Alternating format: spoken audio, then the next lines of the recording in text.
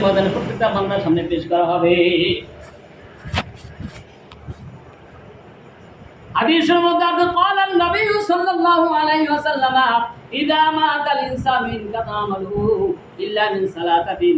আল্লাহ নবী বলেছেন, মানুষ যখন মারা যায়, মানুষ মৃত্যুবরণ করার সাথে সাথে তার সমস্ত আমল বন্ধ হয়ে যায়। সমস্ত আমল কি বলেন? বন্ধ হয়ে যায়। ইল্লা মিন সালাতাতিন, আল্লাহ নবী বলেন মানুষ মারা যাওয়ার পরে সমস্ত আমল বন্ধ হয়ে যায়, কিন্তু তিন প্রকার আমল আছে এমন, ওই তিন প্রকার আমল মানুষ মারা যাওয়ার পর তিন প্রকার আমল বাকি থাকে। কয় প্রকার বলেন? তিন প্রকার আমল বাকি থাকে, তার জন্য উপকারী হয়। মানুষ যখন কি বলেন, সে দুনিয়া থেকে বিদায় হয়ে গেল, কিন্তু তিন প্রকার এমন আমল আছে, এই আমলগুলো যদি আমরা দুনিয়া থেকে করে দিতে পারি, আমি থাকবো না, কিন্তু অটোমেটিক ভাবে আমার আমল নামার মধ্যে সব পুষ্টি থেকে সব। এটা প্রত্যেকটা মুসলমানের চাওয়া পাওয়া থাকা চাই। কি বলেন?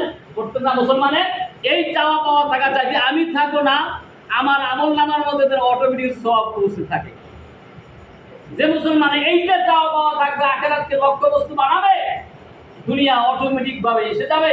যে আখিরাতকে প্রত্যেকটা মুসলমানের লক্ষ্যবস্তু বানানো চাই, আমি থাকবো না, আমি অন্য একটা জগতে চলে যাবো, ওখানে গিয়েও যেন আমি আমার আমল নামার সব পুষতে থাকে, এই রকমের কার্যকলাপ দুনিয়াবাসী করে যাওয়া দরকার। যে করবেন না, অবশ্যই সে আখিরাতে বাদান ক্ষতিগ্রস্ত হবেন। যে করে যাবেন, সে মানে কবরে বসেই আপনার জান্নাতের নাজনে মাসে আপনি ভোগ করতে থাকবেন। সুবহানাল্লাহ। আমরা জানলাম আমি থাকবো না, এমন কিছু আমল আছে, এই আমলগুলো আমি করে দিতে পারি, আমি থাকবো না, আমার আমল নামার মতো অটোমেটিক আমল নামগুলো পৌঁছে থাকবে। একটা আমল হলো ইল্লা মিন সালাতিন, মানে ইল্লা মিন সাদকাতিন জারিয়া। একটা আমল হলো সদকায়ে জারিয়ার আমল। কি বলেন? সদকায়ে জারিয়ার আমল যে মুসলমান সদকায়ে জারিয়ার আমল করে দিতে পারবে, সে তিনি থাকবেন না, কিন্তু তার আমল নামার মধ্যে অটোমেটিক ভাবে সব পৌঁছতে থাকবে। সুবহানাল্লাহ। এগুলো করার দরকার আছে কি না? আছে কি নাই?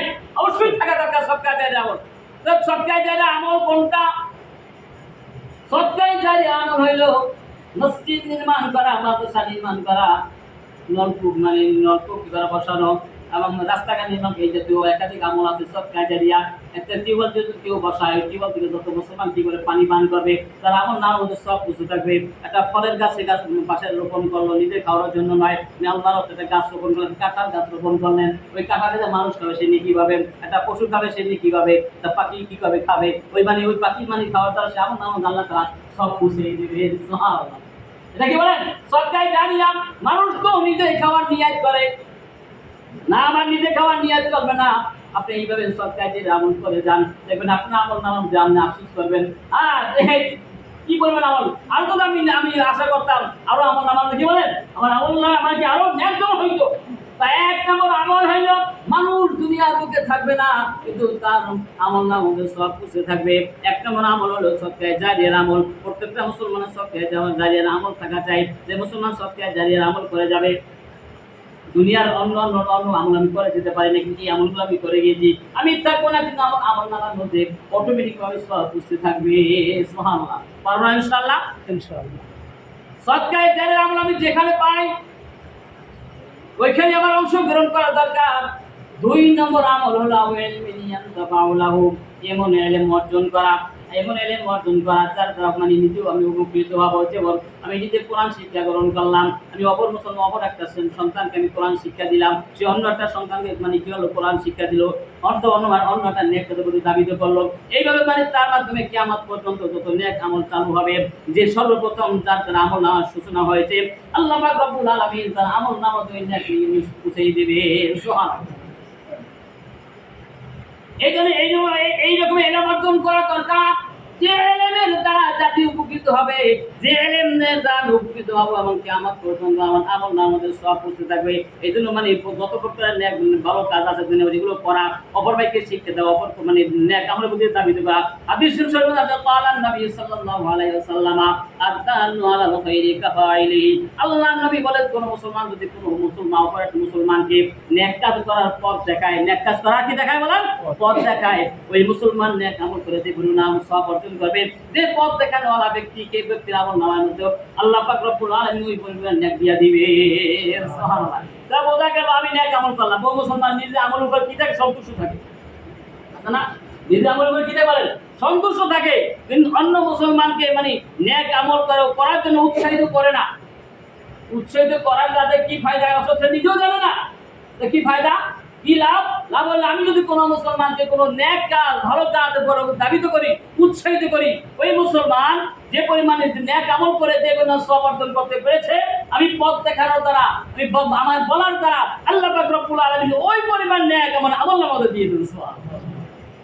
লাভ থেকে খালি আছে বলেন লাভ থেকে খালি আওয়ালাদিন সালিহান ইয়াদউ লাহু আল্লাহ নবী বলেছেন এমন সন্তান দুনিয়ার মধ্যে রেখে যাও নেককার সন্তান কোন সন্তান বলেন নেককার সন্তান যে অভিভাবকরা নেককার সন্তান রেখে যাবে আওয়ালাদিন সালিহান ইয়াদউ লাহু নেককার সন্তান দুনিয়ার মধ্যে রেখে যাও এমন সন্তান যে নেককার সন্তান আত্মানি দুনিয়া থেকে বিদায় হওয়ার পর আমার জন্য কি করবে দোয়া করবে আমাদের কি করবে দোয়া করবে কি করবে বলেন কোন সন্তান আমি কোন একটা নেককার সন্তান দুনিয়ার মধ্যে রেখে গেলাম ওই নেককার সন্তান দুনিয়ায় বসে ততক্ষণ করে নেক আমল করবে আল্লাহ পাক রব্বুল আলামিন আমার আমলনামার মধ্যে ওই নেকের অংশ আল্লাহ তাআলা দিয়ে দিবেন।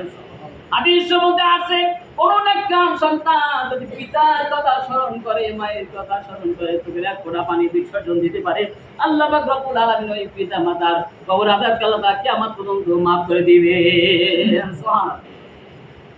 এই ধরনের সন্তানকে নেককার বানানো কি বানানো নেককার বানানো কোন মুসলমান যদি সন্তানকে নেককার বানায় জান খানদানের সময় যদি পাশে পাশে সুলানি ইয়াসিন আমল করতে থাকে আমরা বারাটিয়া লোকানি না বলে একটা মানুষ অসুস্থ আছে লোকানি কি বলেন কথা বলে না বারাটিয়া লোকানি কোন মাদ্রাসা থেকে কোন এতিমখানা থেকে আনে লোকানি আনি না হ্যাঁ পাথর কি বলেন ছাত্র তার কি হয়েছে আমার বাবা অসুস্থ মানে অবস্থা খুবই খারাপ পাথর ছাত্র তার পাশাপাশি কি পড়ার চেষ্টা করে কি করে না সেটা আমরা তেলাওয়াত করি আমি স্বাভাবিক তেলাওয়াত করি আর কোনো নেককার সন্তান যদি আমি রেখে যেতে পারি ওই নেককার সন্তান দেখতেছে আমার বাবা দুনিয়া থেকে বিদায় হইয়া যাইতেছে দরদ মাখা চোখ থেকে পানি পড়ে কি পড়ে না বলেন চোখ থেকে পানি পড়ে দরদ মাখা দিল নিয়ে কোরআন তেলাওয়াত করে আল্লাহ পাক রব্বুল আলামিন আলিমুল গায়ব দেখতেছেন যে নেককার সন্তান বাবার জন্য দরদ মাখা দিল নিয়ে সূরা ইয়াসিন আমল করতেছে হাদিসের মধ্যে আছে ওই নেককার সন্তান যতক্ষণ দরদ মাখা দিল নিয়ে কোরআন তেলাওয়াত করতে থাকবে আল্লাহ পাক রব্বুল আলামিন ওই অভিভাবকের জান খানদানি আসানের সহিত করে দিবে। এই জন্য প্রত্যেকটা মানুষের এই যে তিন প্রকার আমলের কথা বলা হয়েছে এই তিন প্রকার আমলের মধ্যে সংশ্লিষ্ট থাকা দরকার যে মুসলমান এই তিন প্রকার আমলই তার মধ্যে আছে সবকাই জারির আমল করার চেষ্টা করে নিজেও নেক আমলের প্রতি ধাবিত হয় বা নেককার সন্তান দিনের মধ্যে রেখে যায় যে মুসলমান নেককার সন্তান রেখে গেল তার আমল আমাদের সব প্রতি দৌড়হা বদকার সন্তান যদি রেখে যায় বদকার সন্তান যে পরিমাণ অন্যায় করবে কি করে হবে অন্যায় করবে তারও কিন্তু যেমনি ভাবে সবের অংশীদার আপনি হবেন ঠিক তেমনি ভাবে গুনারও কি হওয়া লাগবে অংশীদার হওয়া লাগবে যে আমি তো কিছু জানি না ওই কথা বলে কি চলবে না আপনি কেন তাদেরকে দাবিত করলেন না তারাই বলবে অকালু রব্বানা ইন্না আতানা সাদাতানা ওয়া কুবরানা ওয়া আদাল্লুনা সাবিলা যাদেরকে আমি নেক পথে পরিচালিত করি নাই ওই সমস্ত সন্তানরা বলবে ইয়া রাব্বাল আলামিন আমি পথভ্রষ্ট হইনি আমাকে পথভ্রষ্ট বানানো হয়েছে অকালু রব্বানা ইন্না আতানা সাদাতানা ওয়া কুবরানা ওয়া আদাল্লুনা সাবিলা তারা বলবে কি আমি পথভ্রষ্ট হই নাই আমাকে পথভ্রষ্ট করা হয়েছে আমাকে আমার বাবা দিনের পথে দাবিত করে নাই আমার বাবা আমাকে ভালো পথ বাতলায় নাই আমার বাবা আমাকে ভালো পথ দেখায় নাই দেখেন তো সেটু অপরাধী কে বলেন বাবা অভিভাবক বৃন্দ এই জন্য খবরদার সাবধান আমরা প্রত্যেক আমার সন্তানগুলোকে যদি বিপদগামী দেখে থাকি অবশ্যই তাদেরকে ন্যায়ের পথে পরিচালিত করার দায়িত্ব কার বলে আমার যদি আমি না করি এগুলো আমাকেই জবাবদিহিতা করা লাগবে খেলাতে তারাই বলবে আমার বিরুদ্ধে অভিযোগ অকাল রব্বানা ইন্না আতানা সাদাতানা কুবরানা ফাদাল্লুনা সাবিলা আমরা পথভ্রষ্ট হই নাই আমাকে পথভ্রষ্ট করা হয়েছে বিপদগামী হই নাই আমাকে বিপদগামী করতে কে করেছে বাবাই করেছে মাই করেছে এই জন্য আমরা আখিরাতের ময়দানে আল্লাহ পাক রব্বুল আলামিনের কাছে আমরা অপরাধী সাব্যস্ত না হই তাদের মাধ্যমে এই জন্য আমরা মৃত্যুর পরেও যেন আমাদের আমল নামা চলমান থাকে আমাদের আমল নামা সব পুষতে থাকে এজন্য ইনশাআল্লাহ আমরা পারবো না এই নেক আমলগুলো চালু রাখার জন্য পারবো না ইনশাআল্লাহ একটা আমরা আমল করা হয়তো আমরা জানলাম মানুষ মৃত্যুবরণ করার পরে তিনটা আমল বাকি থাকবে এটা আমল বলেন তিনটা আমলের জন্য প্রত্যেকটা মুসলমানের সাধনা থাকা চাই প্রত্যেকটা মুসলমানের চিন্তা ভাবনা থাকা চাই একটা আমরা কি বলেন মনে আছে একটা হচ্ছে সৎকার জারিয়ার আমল 2 নম্বরে এমন ইলম অর্জন করা, এমন নেক কাজ করা যার দ্বারা যার ধারাবাহিকতা কিয়ামত পর্যন্ত বজায় থাকে। এইরকম নেক আমাদের চালু করতে পারি। যেমন আমি নিজে নামাজি, একজন মুসলমানকে নামাজের জন্য তৈয়ার করলাম, সে আরেকজন মুসলমানকে তৈয়ার করলো, আরেকজন মুসলমানকে তৈরি করলো। এবার কিয়ামত পর্যন্ত যত মানুষ ধারাবাহিকভাবে শিখতে থাকবে, সর্বপ্রথম তার মাধ্যমে সে শিখতে পারলো, হ্যাঁ, তার প্রত্যেকের একটা অংশ আল্লাহ তাআলা তার আমলনামার মধ্যে দিয়ে দেন। এই জন্য প্রত্যেকে এই জন্য দিন জারি করার চেষ্টা করতে থাকা। দিন কি বলেন? দিন জারি। দিয়ে একটা হলো দিনদার, একটা দিন জারি। আমরা নিজে দিনদার, নিজে কি বলেন? দিনদার। কিন্তু আমি দিন জারি রাখার কোনো প্রচেষ্টা আমার মাঝে নাই। আপনি হাদিস সাহেব গাজী সাহেব দেখেন, আপনি বিদায় ঘর থেকে দিন বিদায় হবে কি হবে না বলেন?